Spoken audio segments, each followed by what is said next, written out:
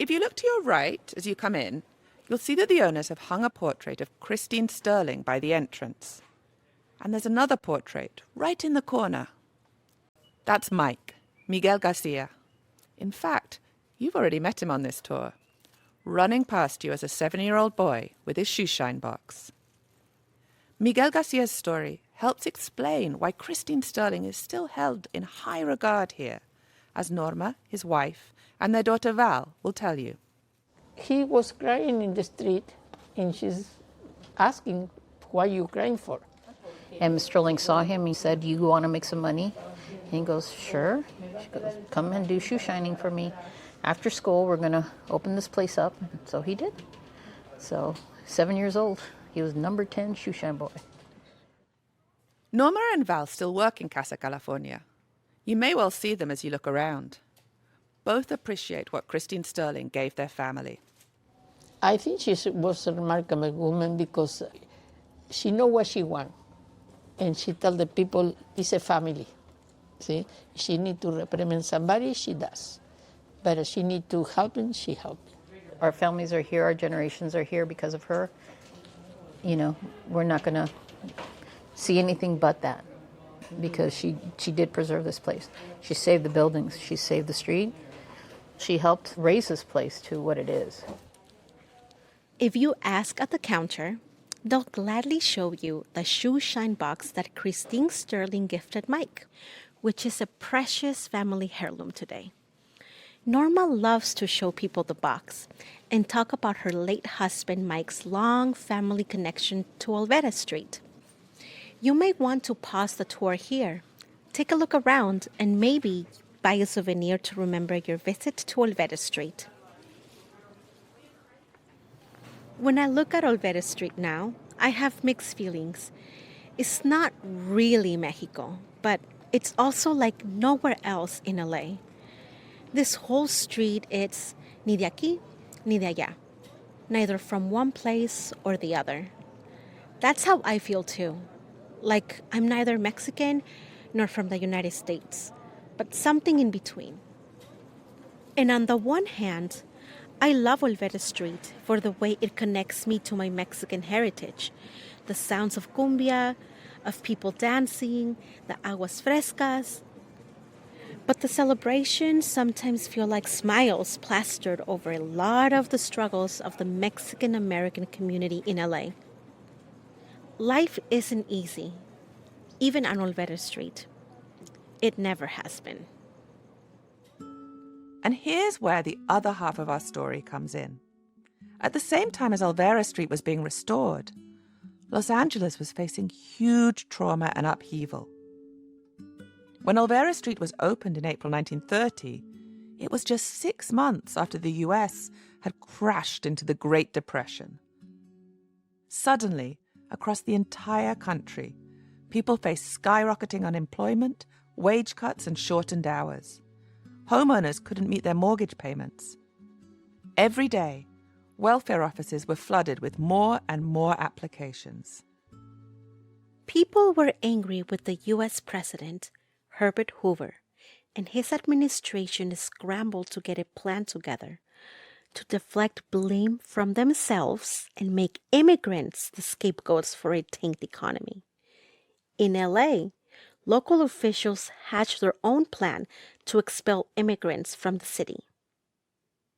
Remember Harry Chandler?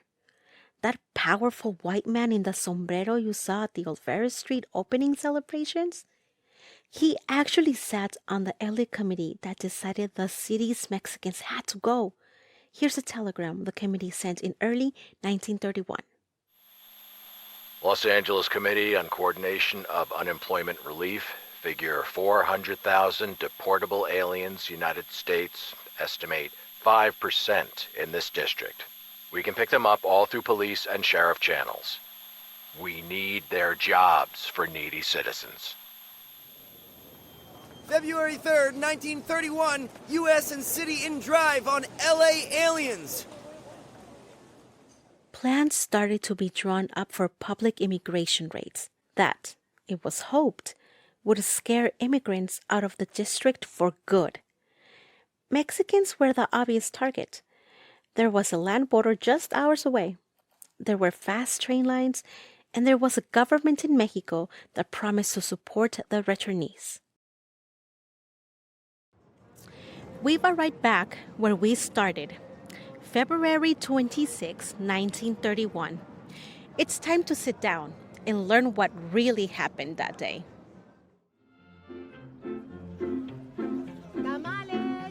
It was a Thursday afternoon, and, as usual, around 400 Mexicans had gathered in La Plaza to enjoy the fresh air.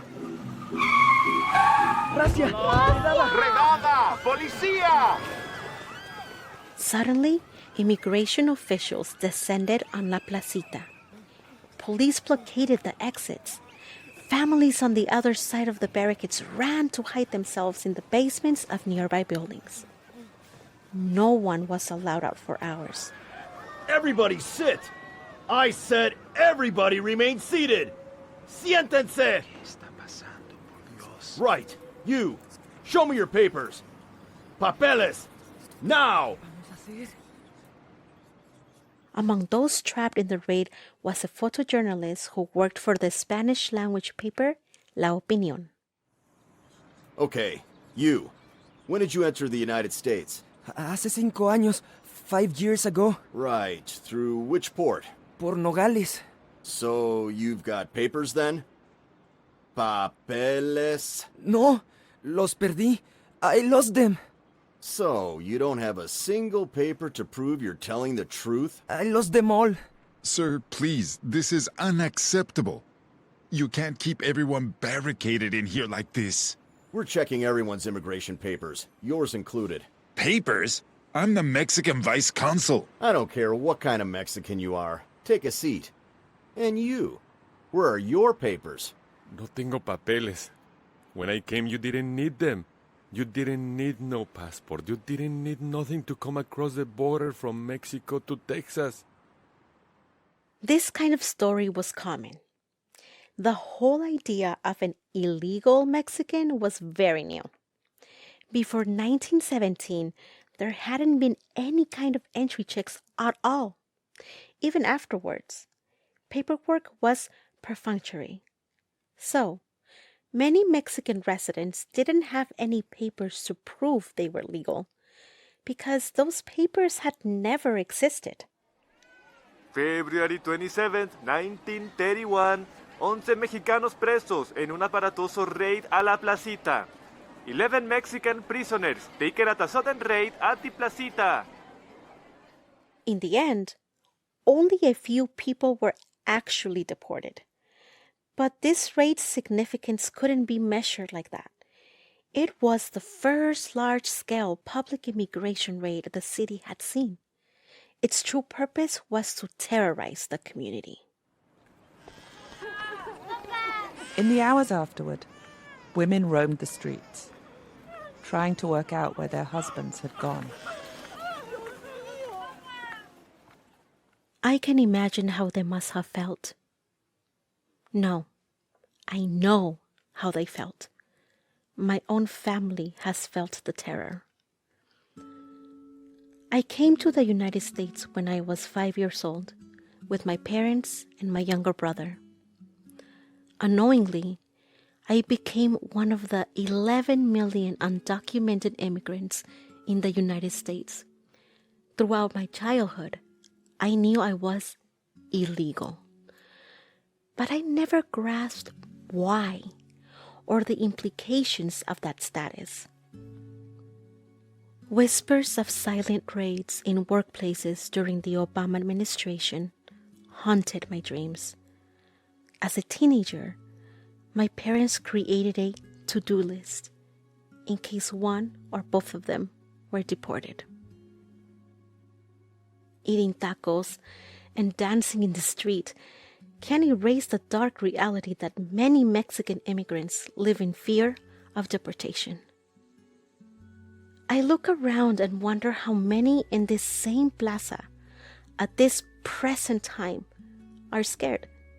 How many parents wonder if they will be able to see their children grow up here.